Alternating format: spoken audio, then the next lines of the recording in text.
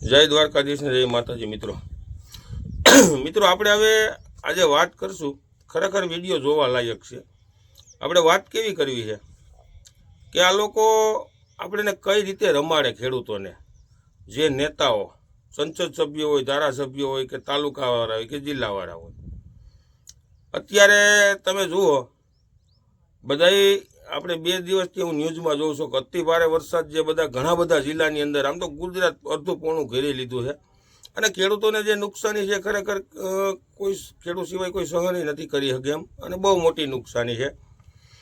હવે એ લોકો આપણને કઈ રીતે રમાડે તમે જો કે અત્યારે ખરેખર જે તમને આપણે સોશિયલ મીડિયાની અંદર ન્યૂઝમાં કે ફલાણા ધારાસભ્ય ને ફલાણા સંસદ સભ્ય ને મુખ્યમંત્રીને ને ઓને પત્ર લખ્યો ને ખેડૂતોને નુકસાની છે એનું તાત્કાલિકના ધોરણે સહાય આપે ને તાત્કાલિકના ધોરણે સર્વે કરે। મિત્રો એક બાજુ જે આપણા માનનીય વડાપ્રધાન શ્રી નરેન્દ્રભાઈ મોદી આપણા ગુજરાતના પવન પુત્રની ઘોડે આપણે જેમ કહીએ એમ આપણો ગુજરાતના, હવે એમ કહે કે ભાઈઓ બહેનો ડિજિટલ ઇન્ડિયા, તો હવે તમે વિચારો આને ડિજિટલ ઇન્ડિયા કહેવાય ખરેખર? આ ડિજિટલ ઇન્ડિયા હે? આ પત્ર લખેનો મતલબ આપણે સમજવાનું કે એકે મારા હાડા હળી ગયેલ એકે ભણેલા છે નહીં, એકેને કાંઈ આવડતું નથી, બીજા પાસે પીએ પાસે પત્ર લખાવી અને પત્ર ફેંકોમ ફેંક બસ ન્યૂઝની અંદર સોશિયલ મીડિયાની અંદર હું હરો ખેડૂત પાસે હરો થવા હાટું આમ મેં પત્ર લખ્યો, કૃષિ મંત્રીને લખ્યો, મુખ્યમંત્રીને લખ્યો, તાત્કાલિકના ધોરણે સર્વે। ભાઈ સર્વે કરવાની આમાં વાત જ નથી આવતી, આમાં સર્વે કરવાની ક્યાં વાત જ આવે છે? તમારો બાપ આખી દુનિયા જોવે છે આ ખેડૂતોને કેવડી નુકસાની, ખેડૂતો પાયમાલ થઈ જાય, એમાં સર્વે કરવાની વાત જ નથી આવતી। એમાં ક્યાં સર્વે કરવાની વાત આવે? આપણને એક નંબરના આપણને રમાડે મિત્રો ખરેખર જો આ। અને અત્યારે હવે મેં ઘણા બધા સોશિયલ મીડિયામાં ન્યૂઝમાં જોયું છે, ઘણા બધા મંત્રીઓ અને ઘણા ધારાસભ્યોને રખડવા માંડ્યા છે, ખેતરોમાં જઈને વાં જઈને, આ બધાય આપણને રમાડવાની વાત છે। હવે હિતાવીની ચૂંટણી આવે ને એ હાટુથી ખરેખર આ સમજા જેવું છે। અટાણ સુધી ક્યાં ગયા હતા ખેડૂતો પ્રત્યે બધાય આ? અને પાછા શું કહે કે વરસાદ થયા પછી બીજે દિવસે ન્યૂઝવાળા એમ કહે છે કે ખેડૂતોની માંગણી છે તાત્કાલિકના ધોરણે સહાય આપે। એક એવો મને ખેડૂતનો દીકરો બતાવો કે સરકાર પાસે માંગણી કરી હોય કે અમને સહાય આપો તાત્કાલિકના ધોરણે, કોઈ શબ્દ નથી બોલ્યો કોઈ ખેડૂત। હા, આપણો હક છે તો આપણે માગીએ, એ 100%ની વાત સાચી છે, પણ માંગણી નથી કરી કોઈએ, કારણ કે ખેડૂતો પોતપોતાની કાયસમાં જ હતા। કંઈ કોણ માંગણી કરે? ન્યૂઝવાળા તો ફટાફટ ચડાવી દે। આજ 5 દી ત્યાં ખેડૂતની પત્તે ઠોકે છે। કયો ન્યૂઝવાળો ખેતરમાં ગયો એ મને કયો તમે? કોઈના ખેતરમાં જઈને કોઈએ બતાવ્યું? આ ઓલા વીડિયા ન્યૂઝમાં બતાવે ને એ આપણા જેવા જે ટૂંકમાં મોબાઈલમાં ઉતાર્યા હોય ને એ ગયા હોય ને એ બતાવે છે, બાકી કોઈ એવો એક ભડનો છોડ્યો કોઈ ગયો નથી, બધા એક નંબરના હરામી છે। આ યાદ રાખજો ખરેખર મિત્રો, આપણા ખેડૂતનું કોઈ છે જ નહીં અને કોઈ થયું નથી ને કોઈ થવાનું નથી, કારણ કે આજે ઓલા 2-4 દિવસ પહેલાં મારા કાકાએ કીધું તો એમ આપણે ખરેખર છે ને આ જ્યારે આવું ભગવાન પણ જ્યારે આવી કસોટી આપે ને, જ્યારે આવી નુકસાની કરે ને ત્યાં એમ થાય કે આપણે બળદ જ પેદા થયા છીએ ખરેખર હકીકતમાં। બળદને શિંગડા છે ને આપણે શિંગડા નથી, એટલો ફેર છે। આપણે આ દેશની જનતાનું ભરણ પોષણ કરવા માટે થઈને આપણે એવા, બાકી આપણે કોઈ બીજો કોઈ આપણે જીવવાનો અધિકાર છે જ નહીં ખરેખર।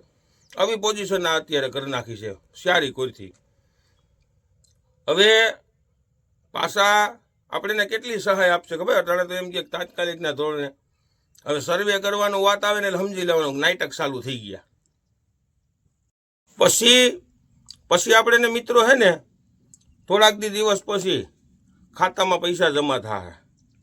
જે 15-20 વીઘાનો ખેડૂત જે 10-12 હજાર રૂપિયાની 15 હજાર રૂપિયાની તાલપત્રી ઢાંકવા લઈ હોય છે ને, જેને આ બધી પડ્યું હોય છે, એટલા 1 હેક્ટરે 2 હેક્ટરની મર્યાદા પ્રમાણે તમારે જોવું હોય તો જોયો 10-12-13 હજાર રૂપિયા જમા કરશે ખાતામાં, એટલે તમને લોલીપોપ દેહે એટલે આપણે બધા હસવાઈ જાવ। અને આપણે ખરેખર હું એક ખેડૂતની એક આપણી હલકાઈ કહું છું હું તમને મિત્રો, ખરેખર 2-2 હજાર રૂપિયાના જે મોદી આપણે એક લોલીપોપ આપે છે ને, ખરેખર હું આવી જાઉં એમ નથી કહેતો હું, એ 2,000 રૂપિયાના 3 હપ્તા 6,000 નાખે ને, આપણે 6,000 રૂપિયા હાટુથી તો કેટલા દોડીએ છીએ। આપણે વરોમાં 3 વાર હપ્તા નાખવાનો હોય ને 3 વાર આપણે એમ જે આધાર કાર્ડની લિંક કરાવો ને ભલાનું કરો ને ઢીકડો કરો, આપણે 4 ધક્કા ખાઈ છીએ. આ એક આપણે ટૂંકમાં એ લોકોએ આપણે એક એવું લાલચ આપી દીધી છે કે આ મેં કીધું એમ હમણાં તમને લોલીપોપ આપી દે એટલે આપણે બધા શિયાળુ પીતમાં ચડી જવું. જય સીતારામ. અને માંડવી કાળી મૈસ આપણી થઈ ગઈ છે. કોણ લે હે મન ગયો તમે? હવે સરકારમાં આપણે એક જ વસ્તુની માંગણી કરવાની છે કે જેમ અત્યારે આ બધા એમ કહે છે કે અમને ધિરાણ માફ કરો. કદાચ સરકાર ધિરાણ માફ કરવાની લાઈનમાં જ ન હોય, કારણ કે એને બધાને કૌભાંડ કરવા છે મોટા. એની પાસે પૈસા થાય, ધિરાણ માફ કરવાના પૈસા નથી. પણ જે 1,28,000 રૂપિયા ગયા વર્ષે એ લોકોએ નુકસાની કરીને આપણે અત્યારે 1.5 લાખ રૂપિયા આપી દઈએ ખેડૂતોને એક ખાટા દી, એટલે થઈ જાય. આ માંગણી આપણી ખરેખર આવી જ માંગણી હોવી જોઈએ. પછી બીજા નંબરની વાત કરું, જો ખેડૂતનો દીકરો 4 મહિનાની મહેનત કરી અને અન્ન પેદા કરીને જો આખા દેશની અંદર, આખા દુનિયાને, આખા ગુજરાતને તો અન્ન પકવીને ખવડાવતો હોય અને જે અન્ન ખાઈને સાંજે અને નિરાંતે શાંતિથી રોટલો ખાતા હોય એવા મોટા ઉદ્યોગપતિઓ છે કે જે મોટા 2 નંબરીના ધંધા કરવા વાળા છે, સરકાર એને ન કહી શકે અટાણે કે એને એ રીતે એને ન સમજે કે આ ખેડૂતના તાતને, ખેડૂતના દીકરાને અટાણે ખેતીની અંદર અવળી નુકસાની છે તો ફંડ ભેગું કરો. જેમ તમે ઓલા કોરોનામાં કેમ ફંડ ભેગું કરીને તમે બધાએ કૌભાંડું કર્યા હતા, તો અટાણે તમે ખાલી એક ઉદ્યોગપતિ, જે અબજો રૂપિયાવાળો ઉદ્યોગપતિ છે, જે ગુજરાતની અંદરથી જ રૂપિયા કમાય છે અને એ ખેડૂતના જ રૂપિયા છે, તો જે ફંડ એક મોટું ન ભેગું કરી શકે, એક કોઈથી સરકાર ફંડ કરે, એક કોઈથી ઉદ્યોગપતિઓ ફંડ કરે, અને એ ફંડ ભેગું કરીને તમે ખેડૂતોને ન સહાય કરી શકો? તમે વયા જાહો. હું તમને એમ કહું છું કે ઉદ્યોગપતિ હોય તો ભલે, રાજકારણી હોય તો ભલે, વિદેશોની અંદર તમે રૂપિયા જે બેફામ ફેરકી દીધા છે અને અહીંનો રૂપિયો તમે બધા વિદેશોની અંદર ઘાલી દીધો છે. મિત્રો ખરેખર જો તમે એક વ્યક્તિ જે અબજોપતિ જે રૂપિયાવાળો છે, 5-5, 10-10 કરોડ રૂપિયા આપે ને તો એને કાંઈ નડે એમ નથી. આવા ફંડ ભેગા કરે તો ખેડૂતનો દીકરો ઊભો થાય, ને ખેડૂતનો દીકરો ઊભો થાય ને તો સરકાર પણ આગળ હજી 5-10 વર્ષ સરકાર એમને ભાજપની રહીએ. આવું કરી શકે તો ખરેખર સમજા જેવી વાત છે, પણ ન કરી શકે. કેમ કે ખેડૂતો પાસેથી લૂહીને લઈ લેવું છે. આપણે ખેડૂતોને અટાણે અવળી બધી તકલીફ છે, પણ કોઈ તકલીફની અંદર કોઈ સમજી શકે એવું મિત્રો કોઈ છે જ નહીં. આ સરકાર છે ને, આ સરકાર ખેડૂત વિરોધી ખરેખર સરકાર છે. નકર તો ધારે કરી શકે, એક ખેડૂતના ખાતામાં ધારે તો 2 લાખ રૂપિયા ધિરાણી માફ કરી શકે. હું કામ ન કરી શકે? બીજા રાજ્યોમાં થાય છે કે ગુજરાતની અંદર ન થઈ શકે? પણ ન થાય એનું કારણ છે કે મોટા કૌભાંડો કરવા છે.